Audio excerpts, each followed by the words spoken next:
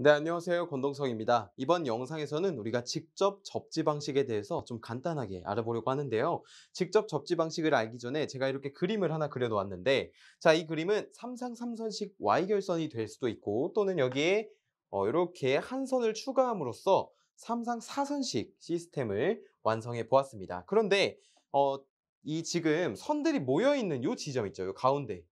자, Y자의 요 중간에 있는 요 점을 우리가 중성점이라고 할 거예요. 중성점.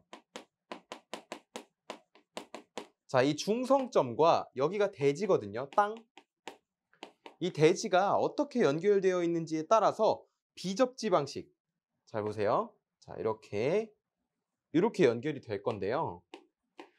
이 부분에 어떠한 임피던스가 존재할 겁니다. 임피던스가 이렇게 존재할 거예요. Z라고 할게요. 자, 임피던스가 존재하는데 이게 어떤 값을 가지고 있는지에 따라서 비접지 방식, 직접 접지 방식, 그리고 저항 접지 방식, 마지막으로 소호 리액터 접지, PC 접지라고도 부르는데 이런 접지 방식으로 분류가 됩니다. 그런데 그중에서 이 직접 접지 방식은요, 요 임피던스가 없는 것이 아니라 이렇게 도선으로만 임피던스가 없다고 봐도 되겠죠. 도선으로만 되어 있는 것을 직접 접지 방식이라고 하는 거예요. 비접지 방식은 요게 아예 연결이 안 된 게 비접지 방식이고요. 그다음에 저항 접지는 여기 임피던스 부분이 저항으로 되어 있는 것이 저항 접지 방식이 되겠습니다. 아무튼 직접 접지 방식은 요러한 중성점이 도선으로만 대지에 연결되어 있는 그런 접지 방식이 되겠는데요. 제가 이런 직접 접지 방식에 의해서 발생하는 장점과 단점을 정리해 보았습니다. 한번 볼까요? 먼저 장점인데 장점 보시면 일선 지락 고장 시, 자, 일선이 대지와 만난다는 거죠. 일선 지락 고장 시 건전상의 전위 상승이 거의 없다. 여기서 말하는 건전상은요, 건전지할 때 건전이 아니라요, 그 사고가 일어나지 않은 상을 말하는 겁니다. 그래서 사고가 일어나지 않은 상의 전위 상승이 거의 없다라고 보시면 되고, 자, 그다음에 개폐 서지가 낮답니다. 개폐 서지는 열고 닫을 때 발생하는 이상 전압을 말하는 거예요.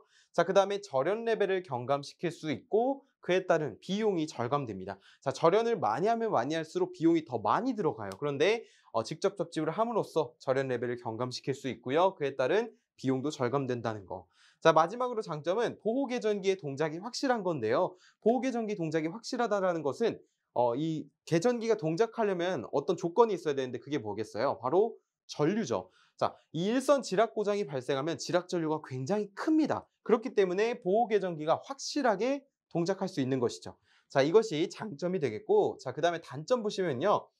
인접한 통신선의 유도 장애를 유발하는데, 자, 전력선이 있고 그 밑에 통신선이 있습니다. 근데 이 전력선에 워낙에 큰 전압이 걸리다 보니까 인접한 통신선의 유도 장애를 끼치는 거죠.